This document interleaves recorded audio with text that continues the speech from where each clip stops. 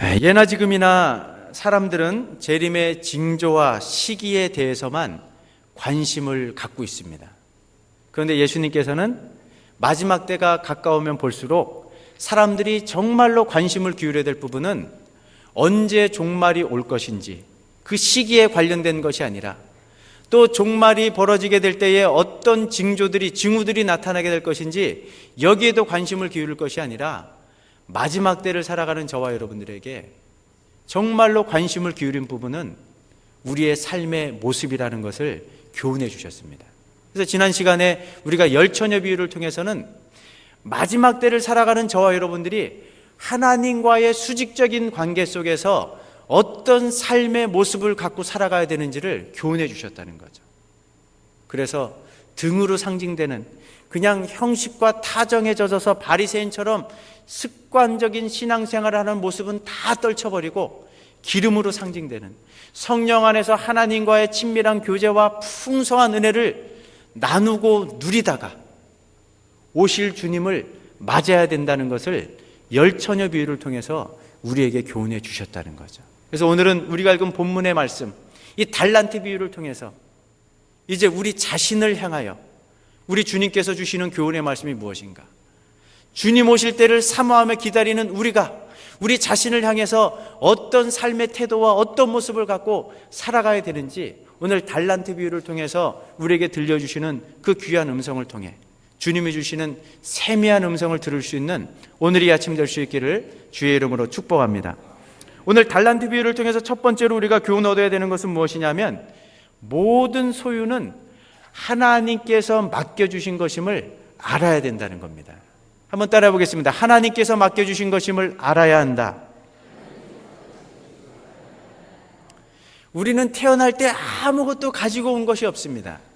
그런데 살아가면서 많은 것들을 우리가 가지게 됐습니다. 소유하게 됐습니다. 그것들 가운데는 부모로부터 유산으로 물려받은 것도 있고 부모로부터 물려받은 것은 하나도 없지만 내가 힘쓰고 애쓰고 노력하는 그 수고, 그 땀방울의 결과로 얻어진 것들도 있습니다. 근데 대다수의 사람들은요, 부모로부터 물려받은 것이든 내가 수고한 결과로 얻은 것이든 내 수중에 있는 모든 것들을 내 것이라고 생각하며 살아간다는 것입니다. 내 생명도 내 것입니다. 내 건강, 육체도, 시간도, 인생도 내 것이라고 생각하며 살아갑니다. 내 명의의 집 혹은 또 통장에 들어있는 돈, 또 부동산, 또 자녀들, 그 외에 내 수중에 있는 모든 것들, 유형 무형의 자산들을 내 것으로 생각하며 살아가고 있습니다. 그런데 오늘 본문 말씀 보니까 예수님께서 우리가 소유하고 있는 것들, 실상은 우리의 것이 아니라는 사실을 오늘 본문을 통해서 일깨워 주신다는 거죠. 14절 말씀 보니까 우리 같이 한번 읽어보십니다. 시작. 또 어떤 사람이 타국에 갈 때 그들을 불러 자기 소유를 맡김과 같으니. 여기서 어떤 사람을 하나님으로 보면 이해가 빨리 됩니다. 이렇게 보면 우리가 소유하고 있는 모든 것들은 실상은 우리의 것이 아니라 하나님의 것이라는 사실을 알게 된다는 거죠. 그렇습니다. 우리가 가진 모든 것들 사실은 하나님께서 우리를 기쁘시게 여기셔서 감사하게도 우리 각자의 재능에 따라 어떤 사람에게는 5달란트, 어떤 사람에게는 2달란트, 어떤 사람에게는 1달란트를 맡겨주셨다는 겁니다. 이 1달란트는요, 사람마다 조금 그 어느 정도의 액수에 해당하는지 계산법이 다르긴 하지만 6,000데나리온에 해당하는 금액입니다. 그때 당시에 1데나리온은 노동자의 하루 품삯입니다. 그러니까 얼추 계산해 보면 1달란트라고 하는 이 값어치는 한 사람이 20년 동안 노력해서 얻어지는 수입의 총액을 말하는 것으로 생각하시면 됩니다. 엄청난 거금을 아무런 담보도 없이 맡겨주셨다는 거죠. 요즘 우리가 살아가는 사회를 들여다보면 점점 더 취업 연령은 늦어집니다. 퇴직 연령은 점점 더 빨라지죠. 그러다 보니까 보통 30대 전후에서 취직을 하고 50대 전후에서 퇴직하게 됩니다. 그러니까 20여 년 동안 우리가 경제활동을 한다고 평균치를 잡아보면 그 20여 년 동안 벌었던 모든 액수가 1달란트 정도에 해당한다는 겁니다. 이 엄청난 거금을 아무런 담보도 없이 우리를 믿고 맡겨주셨다는 거죠. 하나님이 맡겨주신 것들을 갖고 살아가는 인생들의 모습은 어떻습니까? 최근 동북아는 영유권 분쟁에 휩싸이면서 신냉전 시대가 도래하고 있습니다. 독도를 둘러싼 한일 간의 갈등, 이오도를 둘러싼 한중 간의 갈등, 또 센카쿠 열도를 둘러싼 중국과 일본 간의 갈등, 또 쿠릴 열도를 둘러싼 러시아, 일본 간의 갈등, 점점 더 심각하게 첨예하게 대립하는 그런 양상입니다. 이런 동북아의 정세는 뒤로 하더라도 우리 이웃하고 살고 있는 그 이웃들과의 관계 속에서 어떤 그 주변에 건물이 올라설 때마다 일조권, 조망권으로 심각하게 다툼에 휘말리는 그런 경우들이 종종 있습니다.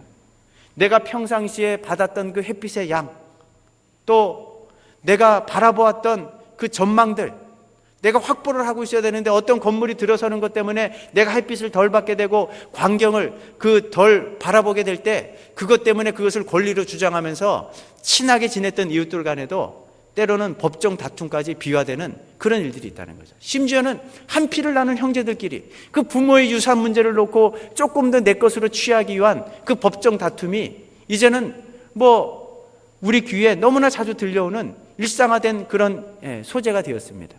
이렇게 국가 간에, 기업 간에, 때로는 개인 간에 어떤 영토 문제를 놓고 때로는 재산권을 놓고 아웅다웅 싸우는 이런 어떤 갈등의 원인이 무엇인가?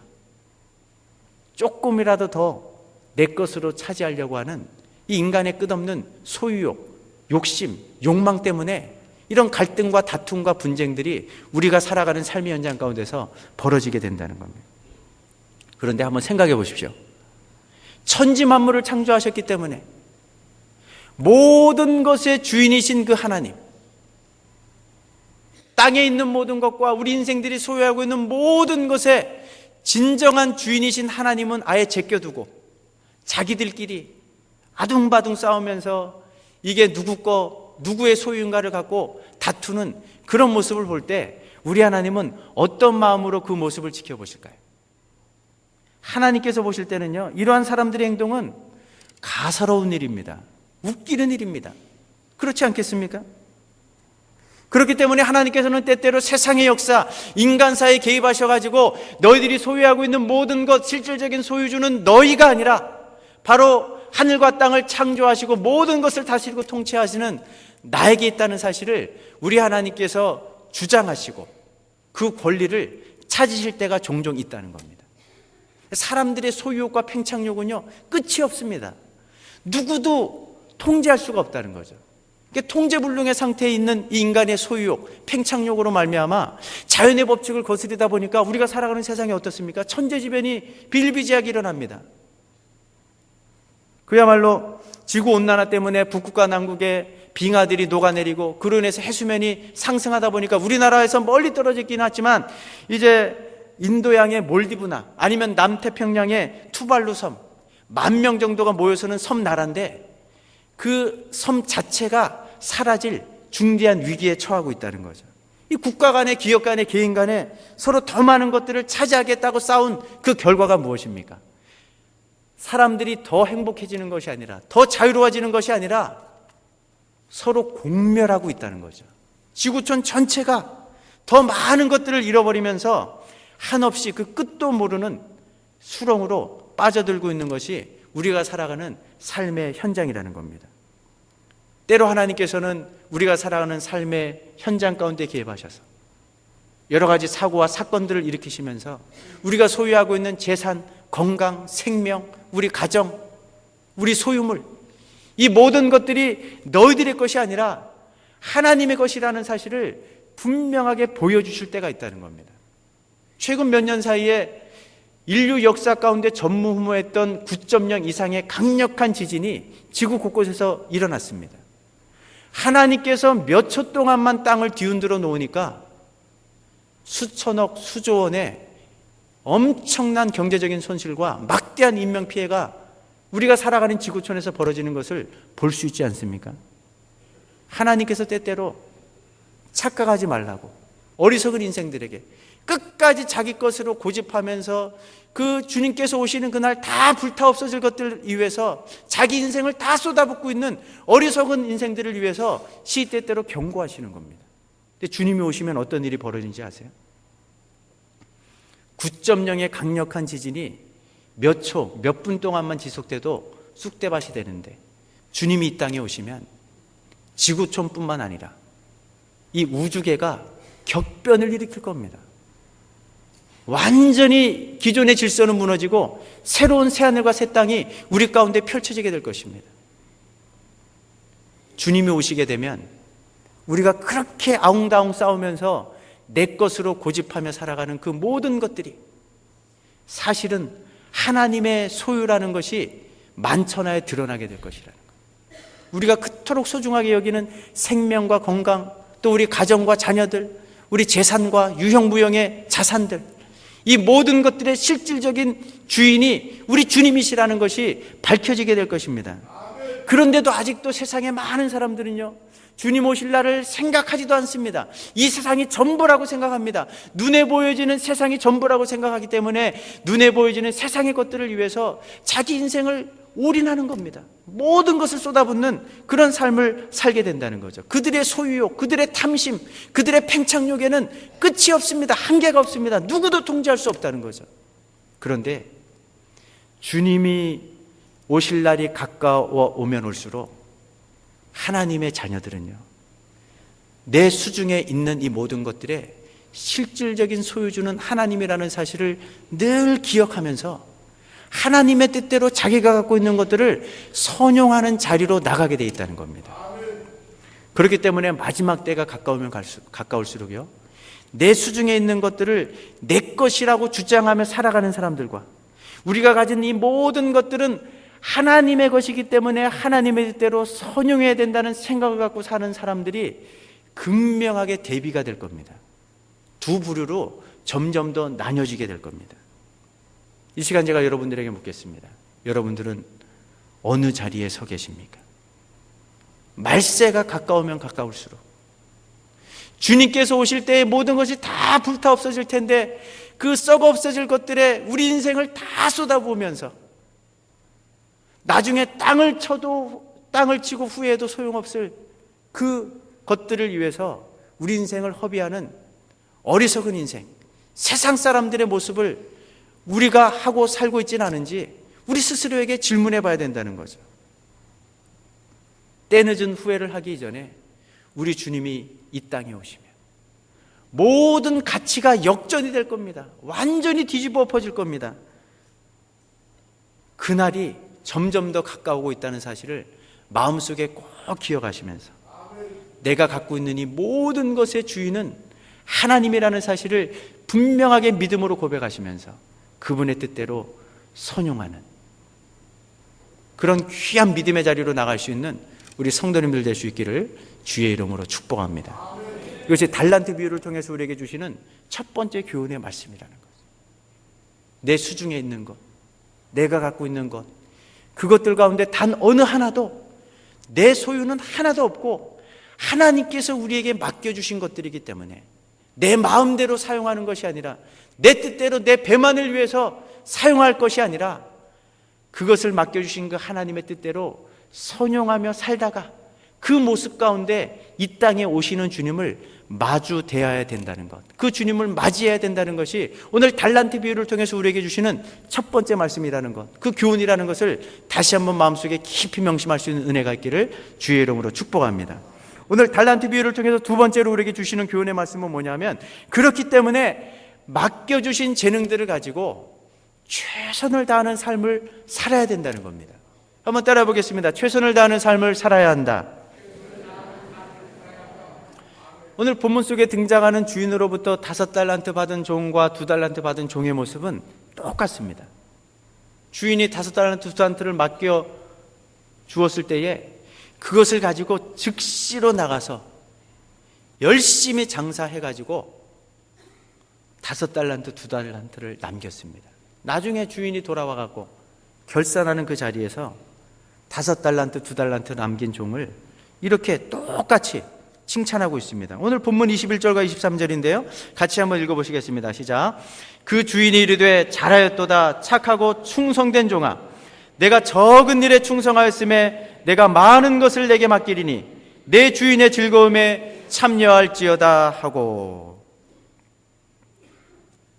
그러니까 5달란트와 2달란트 받은 종의 삶의 공통된 특징은 뭐냐면 하나님께서 무엇을 맡겨주셨든지 간에 자기에게 맡겨주신 것들을 가지고 최선을 다하면서 충성하는 삶을 살았다는 것입니다. 성경은 하나님께서 우리에게 맡겨주신 것들을 가지고 충성하는 삶을 사는 것의 중요성을 여러 차례 강조하고 있습니다. 여러분들이 잘 알고 있는 말씀 한 2구절만 기억해 보면요, 맡은 자들에게 구할 것은 뭐라고 말씀하죠? 충성이니라. 요한계시록에서 예수님께서 분명히 말씀하십니다. 내가 죽도록 충성하라. 그리하면 생명의 면류관을 내게 줄 것이다. 근데 사람들은 끊임없이 나와 다른 사람을 비교해가지고 하나님께서 나에게 맡겨주신 달란트는 어느 정도 되고 다른 사람에게 맡겨주신 것들은 어느 정도가 되는가, 그런 것들을 비교하는 데만 관심을 갖고 있습니다. 우리 하나님의 관심은요, 그 모든 것들은 하나님의 것이기 때문에 어떤 사람이 얼마만큼의 재능을 갖고 얼마만큼의 달란트를 부여받았는지 그런 데는 하나님의 관심이 없습니다. 하나님의 유일한 관심은 하나님께서 맡겨주신 달란트를 가지고 그 사람이 얼마나 최선을 다해서 충성을 다하는가, 정말 진액을 쏟으면서 조금도 후회됨이 없는, 낭비됨이 없는 그런 삶의 자리로 나가고 있는가, 여기에 우리 하나님의 관심이 있다는 겁니다. 그렇기 때문에 우리가 해야 할 일이 무엇입니까? 하나님께서 나에게 얼마를 맡겨주셨는가, 다른 사람과 비교하면서 더 받았는가 덜 받았는가, 이런 것을 세마는 비교의식이 아니라 무엇을 맡겨주셨든지 간에, 얼마를 맡겨주셨든지 간에 그것을 가지고 최선을 다해서 그 맡겨주신 그 하나님의 마음을 헤아리고 그분을 기쁘시게 해드리기 위해서 충성스럽게 살아가는 삶의 태도가 이 마지막 때에 저와 여러분들에게 요구된다는 겁니다. 믿으십니까? 세상 사람들 주변을 한번 눈을 둘러가지고요, 세상 사람들이 자기 목표, 인생의 목표를 향해서 얼마나 치열하게, 얼마나 최선을 다해서 달려가는지 한번 살펴보십시오. 얼마 전에 올림픽이 끝났는데 금메달은 비록 따지 못했지만 이 예선전에 그 실격에 뜻하지 않은 위기를 듣고 금메달보다 더 값진 은메달 2개를 딴 박태환 선수, 다 기억하십니다. 제가 그 박태환 선수의 올림픽 이후의 기사를 좀 읽어본 적이 있는데, 여러분들이 잘 아시는 것처럼 이 박태환 선수는요, 베이징 올림픽에서 금메달을 땄습니다. 그런데 한동안 슬럼프에 빠져갖고 자신이 경신한 그 기록에 훨씬 못 미치는 기록 때문에 많은 사람들의 질타를 받았습니다. 야, 박태환 그렇게 젊은 나이에 금메달 따더니 반짝 스타로 이제 무대의 뒤안길로 사라지겠구나, 이런 생각들을 많은 분들이 하고 있었다는 거죠. 박태환이 위기의식을 느끼고요, 마음을 다시금 새롭게 다부지게 먹었습니다.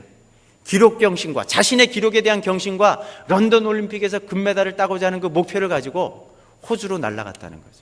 호주에서 그 혹독한 전지훈련의 과정을 이렇게 회고하고 있습니다. 호주에서의 전지훈련은 그야말로 지옥훈련이었다. 새벽 5시에 일어나 잠자리에 드는 밤 10시까지 내가 해낼 수 있는 모든 가능성을 찾아내서 새롭게 시도하면서 지쳐 잠들 때까지 반복적인 훈련을 계속했다. 0.01초를 줄이기 위해 장이 꼬이고 허리가 끊어질 것 같은 고통을 이기며 돌핀킥을 찼다. 폐활량 1cc를 늘리기 위해 숨이 턱턱 막혀도 참았다. 0.01%의 에너지를 몸에 축적하기 위해 온몸에 숨어있는 근섬유 하나하나를 찾아내어 단련시켰다. 시간과 땀은 나를 배신하지 않았다. 하루 평균 8시간 이상의 강행군은 다시 나를 일으켜 주었다.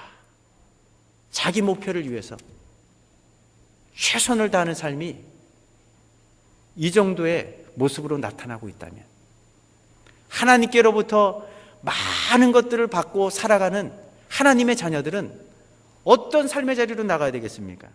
하나님께서 우리에게 맡겨주신 것들을 가지고 최선을 다하는 삶이 무엇인지 이제는 하나님의 품에 이미 안겼지만, 이 안현수라는 젊은 청년 의사의 이야기를 제가 접하면서 한번 느껴본 적이 있습니다.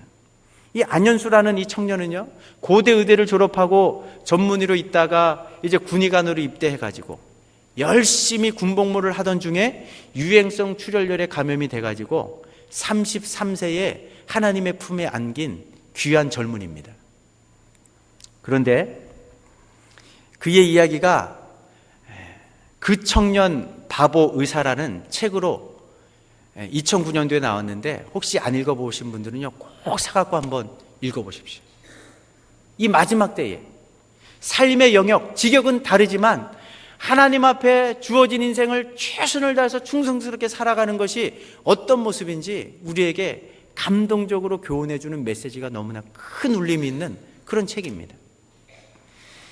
이 젊은이는요, 의사가 되면서 의사 집단에 존재하는 상식과 관행을 다 뛰어넘어가고 때로는 오해를 받고 때로는 욕을 먹어가면서까지 오직 주님이 기뻐하시는 참된 의사의 모습이 무엇인가를 생각하면서 끊임없이 이 질문을 하면서 그런 모습으로 자기 삶을 살았던 귀한 젊은이입니다.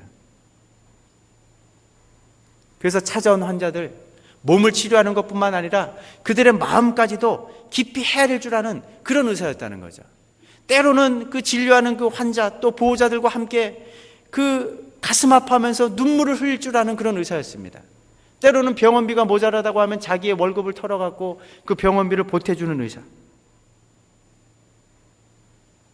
때로는 어느 순간에는 그 의약 분업 때문에 그 중환자실에 수많은 환자를 두고도 의사들이 파업을 했습니다. 그 선배들이 이제 하게 될 그 눈총과 어떤 그 질타 혹은 또 나중에 받게 될 그 불이익, 이런 것들을 다 감수하면서도 지금 이 상황이라면 우리 예수님은 넋놓고 그냥 가만히 계실까? 아니라는 거죠. 그러니까 그 모든 불이익을 감수하고 그 중환자실을 꼴딱 일주일 동안 누비면서 그 환자들을 진료했던 사람이 이 젊은이입니다. 이런 최선을 다하는 인생의 모습은요, 군대까지 그냥 군의관 적당히 기간만 때우고 나오고자 하는 그런 생각들을 많이 갖고 있는데, 이분은 달랐습니다. 최선을 다해서 병사들이 산으로 훈련을 가든 들로 훈련을 가든 가는 곳마다 쫓아다니면서 최선을 다해서 돌보다가 결국은 유행성 출혈로 33세의 젊은 나이에 하나님의 부름을 받게 됐다는 거예요.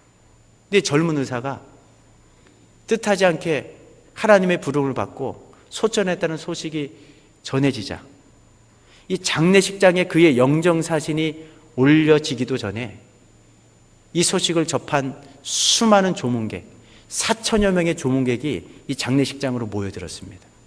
이들 가운데는 환자들, 또 보호자들, 또 병원 식당의 직원들, 또 매점의 어떤 관리인들, 또 침대를 나르는 또 미는 일을 하는 그런 어떤 일꾼들, 또 병원 그 바깥에서 구두 닦기를 하는 구두 닦기, 수많은 종류의 사람들, 각계각층의 사람들이 그 평소에 이 젊은 의사로부터 받았던 그 진한 사랑을 기억하면서 아무런 계산된 것이 없이 순전한 슬픔만을 가지고 그 장례식장으로 몰려들었다는 거죠. 그 모여든 한 사람 한 사람은 이 젊은 의사가 살아생전에 베풀었던 그 예수님 같은 그 사랑을 잊지 못하고 그리워하면서 찾아온 사람들입니다.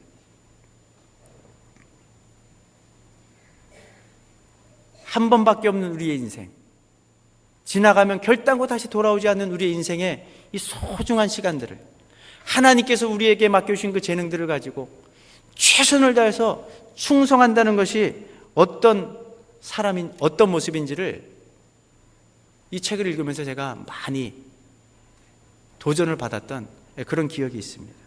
하나님께서는요, 우리들에게도 많은 것들을 맡겨주셨습니다.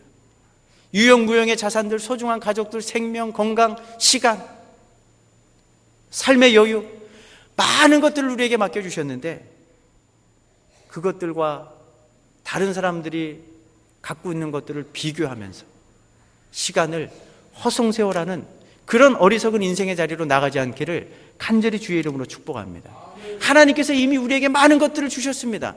과거와 지금의 우리를 한번 비교해 보시기 바랍니다. 수십 년 전에 정말 절대 빈곤을 갖고 살아가던 그 시절과 지금을 생각하면요, 많은 것들을 이미 우리가 누리고 있습니다. 근데 나보다 더 많이 가지고 더 많은 능력 있는 사람과 비교하다 보니까 상대적인 박탈감과 빈곤감을 느끼는 것 뿐이지, 하나님께서 이미 우리에게 많은 것들을 주셨는데 그 주신 것들, 아무리 작아 보이는 것들이라 할지라도 그것들을 가지고 5달란트, 2달란트 받은 종처럼 최선을 다해서 충성하는 자리로 나아가기를 우리 하나님께서 원하고 계신다는 거예요. 우리 모두가 우리가 가진 것들이 무엇이든지 간에, 아니 하나님께서 얼마만큼을 우리에게 맡겨주셨든지 간에, 무엇을 맡겨주셨든지 간에 최선을 다해서 충성하는 그런 삶을 살다가 그런 모습 속에서 이 땅에 다시 오시는 주님을 만나고 그 주님으로부터 주님께서 우리를 위해 마련해 놓으신 천국잔치, 한 사람도 빠짐없이 다 참여할 수 있는 은혜가 있기를 간절히 주의 이름으로 축복합니다. 마지막 세 번째로 이 달란트 비유를 통해서 우리에게 주시는 세 번째 교훈의 말씀은 무엇이냐면, 하나님께서 맡겨주신 것을 가지고 게으름을 피워서는 안 된다는 겁니다. 한번 따라해 보겠습니다. 게으름을 피우지 말아야 한다. 오늘 본문에 등장하는 한 달란트 받은 종은요, 5달란트, 2달란트 받은 종과는 사뭇 다른 행동을 했습니다. 나중에 주인이 결산하기 위해서 왔을 때 한 달란트 받은 종은 자기의 행동을 합리화하면서 이렇게 변명하는 것을 볼 수 있습니다. 25절 말씀 보니까, 내가 두려워하여 나가서 당신의 달란트를 땅에 감추어 두었었나이다. 보소서 당신의 것을 가지셨나이다. 이 한 달란트 받은 종은 주인으로부터 받은 것을 가지고 아무런 노력을 하지 않았습니다. 수고를 하지 않았습니다. 땅속에 묻어둔 채로 어떤 땀도 흘리지 않았고, 주님께서 보기를 원하시는 충성과 헌신의 모습은 어떤 삶의 모습 가운데도 없었다는 거죠.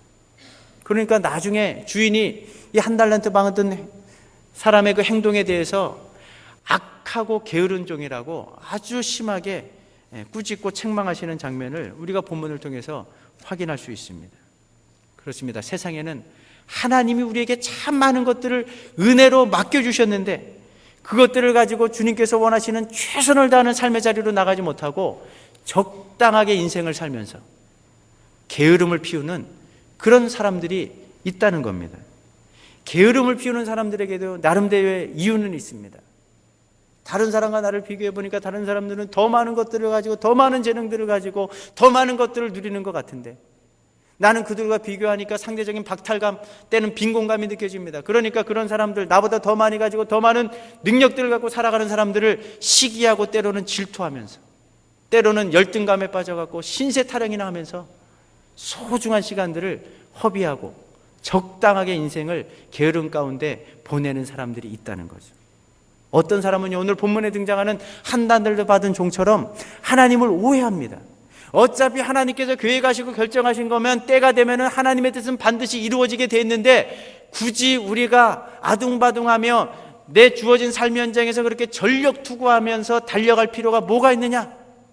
이 숙명론에 빠져가지고 그냥 인생을 적당히 그냥 대충대충 얼버무리면서 살려는 그런 사람들의 모습도 있다는 거죠. 이런 분들은요, 교회 안에서도 들여다보면 기도는 열심히 하지만 삶 가운데 치열하게 내 가족의 생계를 꾸려나가기 위해서 열심을 내지 않습니다.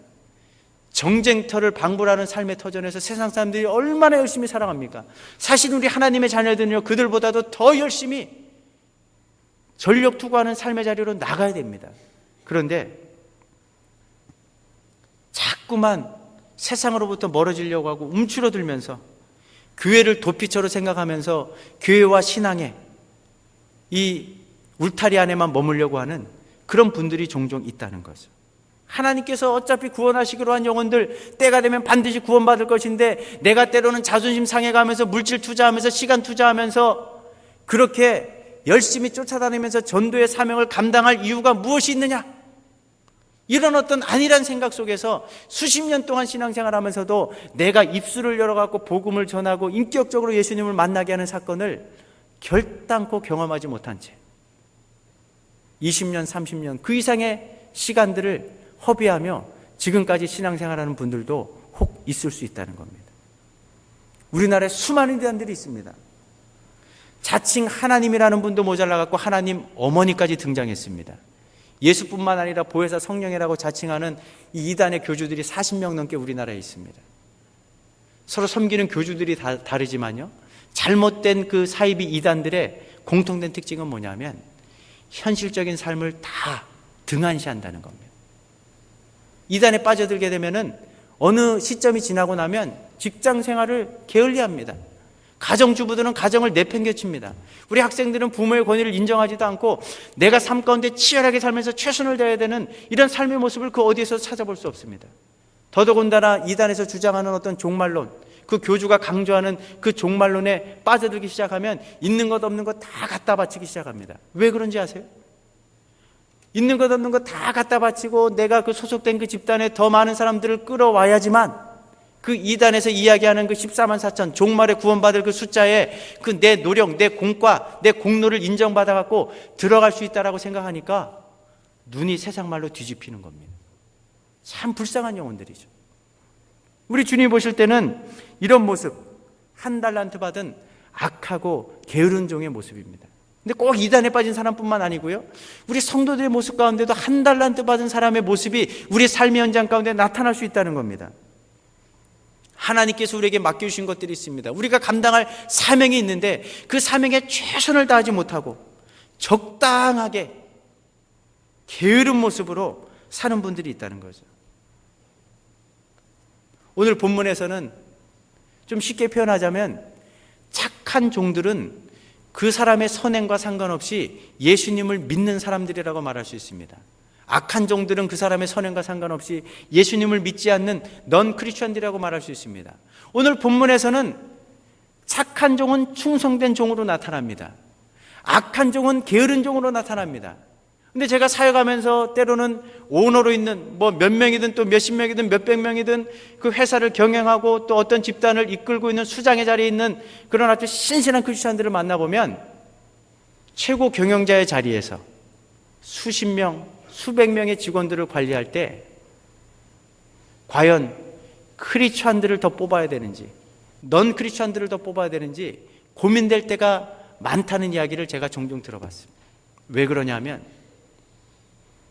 믿는다고 하는 크리스천들은 어떤 주어진 업무 시간이 딱 지나면 퇴근 시간이 되면 칼퇴근을 딱 한다는 거죠. 그리고 요구할 것들은 다 요구한다는 겁니다. 어떤 연구기관에 있는 분의 그 수장의 얘기를 들어보니까 이 연구기관에 있는 연구원들 많은 분들이 있는데 정말 이 크리스천 연구원은 퇴근 시간만 되면 칼퇴근을 해갖고 뭐 성경 공부 가야 된다 또 아니면 또 스포츠 센터 가야 된다 어떤 약속이 있다 만남이 있다 다 그러면서 그냥 사라진다는 겁니다. 근데 넌 크리스천 연구원은 퇴근 시간이 훌쩍 지났는데도 최신의 어떤 연구 논문들을 끊임없이 비교하고 연구하면서 또 다른 아이디어를 만들어내고 창출해내는 그런 일들을 위해서 밤에 불을 밝히는 그런 연구원의 모습을 상반된 모습으로 볼 때 최고 이제 위치에 있는 사람으로 크리스천 착하지만 게으른 연구원들을 더 뽑아야 되는가? 아니면 악하지만 충성스러운 넌 크리스천 연구원들을 더 뽑아야 되는가? 종종 고민될 때가 있다는 얘기를 제가 들어본 적이 있습니다. 여러분들의 모습은 어떻습니까? 정말 주님이 이 땅에 오실 때 5달란트, 2달란트 받은 종처럼 하나님께서 우리에게 맡겨주신 것이 무엇이든지 간에 그것을 가지고 최선을 다하고 정말 조금 더 후회됨이 없고 낭비됨이 없는 그런 인생의 자리로 나아가고 있으십니까? 아니면 1달란트 받은 종처럼 삶에 최선을 다하지 못하고 충성하지도 못하고 적당하게 인생을 살면서 게으른 모습으로 혹시 우리의 삶을 살고 있지는 않으십니까? 착하지만 게으른 종이 돼서 하나님을 고민에 빠뜨리는 그런 일들이 없기를 간절히 주의 이름으로 축복합니다. 주님께서 오실 때 하나님께서 우리에게 맡겨주신 것이 무엇인지 간에 하나님께서 맡겨주신 것들을 가지고 5달란트, 2달란트 받은 것처럼 최선을 다하는 그런 삶의 모습 속에서 주님을 맞이하여 주님께서 착하고 충성된 종아 잘하였도다. 내가 적은 일에 충성하시면 내가 많은 것을 맡기리니 너를 위해 준비한 이 천국잔치에 참여할 것이라는 이 칭찬과 상급을 얻는 자리로 나갈 수 있는 우리 모든 성도님들 될 수 있기를 간절히 주의 이름으로 축복합니다. 말씀을 맺겠습니다. 주님이 반드시 이 땅에 다시 오실 텐데 어떤 모습으로 살아가야 되겠습니까? 하나님과의 관계 속에서는 흘러넘치는 기름을 준비하고 형식과 타성에 젖은 그 바리새인과 같은 습관에 젖은 신앙의 모습이 아니라 성령 안에서 친밀한 교제와 풍성한 은혜를 누리는 모습을 갖고 있다가 주님을 맞아야 된다는 거죠.